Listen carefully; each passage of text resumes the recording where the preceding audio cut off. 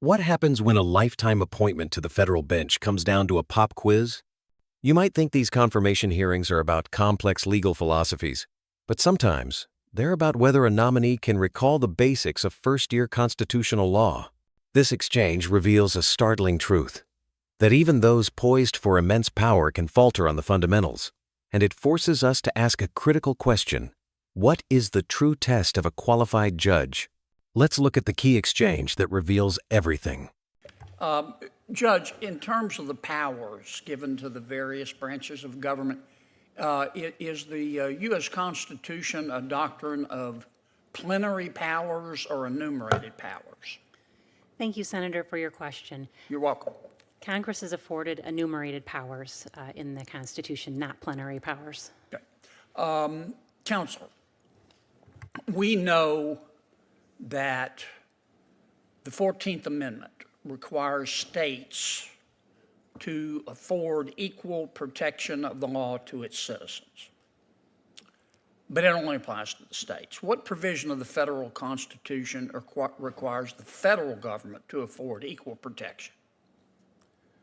Well, the 14th Amendment, as well as the Fifth Amendment, also guarantee due process to all citizens, the federal process and/or state, and as well under the I think the 14th Amendment also the federal government is bound by the 14th Amendment of the federal Constitution, so it also would bind the federal entities.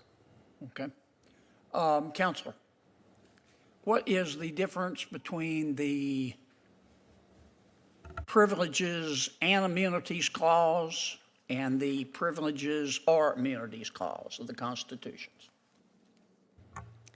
Thank you, Senator.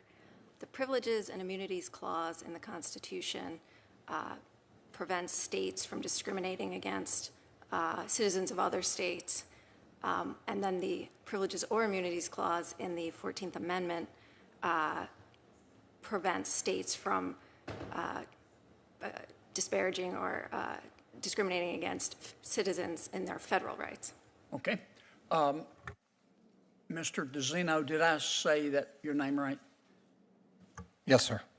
Please don't be offended, but I'm not about to mess with one of Senator Grassley's nominees, okay? So let me start and go back that way. Counselor, I've got to ask you this question. You just became a partner at Bowie Schiller? Senator, I became a partner in 2020. Right. And you're going to give up all that big money to join the federal bench? You worked for all that time? Senator, I've been in private practice for 20 years now. Yeah. You were at Skadden Arps? I started my career at Skadden Arps in New Spent a York. lifetime there in 1 week, didn't you? I got In terms of billable hours. I sure did, Senator, and I also got a lot of great training. Yeah. I've enjoyed my time in private practice, but I believe in public service, and I'm honored to have the opportunity, if confirmed, to serve my country. Okay. Counselor, we know that the United States Supreme Court has delineated certain classifications to be suspect classifications, right? What are they? Well, some examples of suspect. Yeah, just list them for me because I don't have much time. Okay, race is a suspect Right. classification. What else? National origin Right. is a suspect classification. I think, well, I'd have to look to see the rest. That's examples of 2 of them, Senator. Okay. What are the criteria for getting to be a suspect classification? I mean, we know that race and religion, as you said, and alienage and national origin are suspect classifications. But what are the criteria that a classification has to meet in order to be a suspect classification? Is that clear, or am I being unclear? The question is clear. We'll see how clear my answer is. Okay. I've been a private practitioner for 35 years, and I'd had cause to have to examine that. But as I understand, at least one of the aspects of what makes a suspect classification is the fact that it is a vulnerable population. Vulnerable, how so? Politically so. For example, the classification of minorities as a suspect class was an example of one that was, politically vulnerable. I know What that else? was one of the What else? factors. Senator, I'd have to research it to know, but that's what comes to mind. Okay. Judge, I'm going to land this plane in time. What's the Dormant Commerce Clause?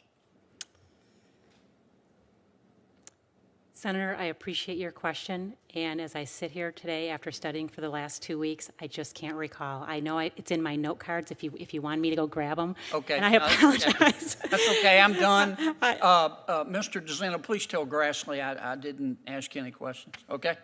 Thank you, Senator. You bet. And Judge Beam, This wasn't a random series of questions. It was a deliberate strategy. The senator isn't trying to score political points on hot-button issues. Instead, he's conducting a foundational knowledge audit. His questions on enumerated powers, the different privileges and immunities clauses, and equal protection are the building blocks of American constitutional law. He is testing not what the nominees think, but if they have the basic toolkit to think like a judge in the first place. Notice the varying degrees of success. The answers regarding enumerated powers and the two privileges and immunities clauses were handled competently. But then, the pressure builds. When asked which provision applies the equal protection principle to the federal government, the nominee hesitates. While she mentions the 5th and 14th Amendments, she isn't precise. This is significant because the answer is a core legal doctrine. The Supreme Court has ruled that the 5th Amendment's Due Process Clause contains an equal protection component that applies to the federal government, a concept known as reverse incorporation. It's a nuanced but fundamental point. The most revealing moment, however, comes at the end. The question is simple. What's the Dormant Commerce Clause? The judge's inability to answer is stunning. This isn't an obscure footnote. The Dormant Commerce Clause is a crucial judge-made doctrine that prevents states from passing laws that discriminate against or excessively burden interstate commerce. It's the legal principle that stops New York from taxing all trucks that pass through from New Jersey, or prevents California from banning products made in Arizona just to protect its own industries. For a judicial nominee to draw a complete blank on this concept is the equivalent of a surgeon not knowing where the heart island. It suggests a critical gap in the foundational knowledge required for the job. This hearing is about more than just one nominee's bad day. It connects directly to the immense power and responsibility that comes with a lifetime appointment to the federal judiciary. These judges will decide cases that affect the economy, civil rights, and the balance of power between the states and the federal government. The Dormant Commerce Clause, for instance, is not just a theoretical concept. It directly impacts the flow of goods and services across the country. Think of it as the constitutional referee that ensures a free and open national market. When a state passes a law that seems to favor local businesses over out-of-state competitors, it's this doctrine that a federal judge would use to decide if that law is constitutional. A judge unfamiliar with it is unprepared to rule on a vast and critical area of law. So, what are the key takeaways from all of this?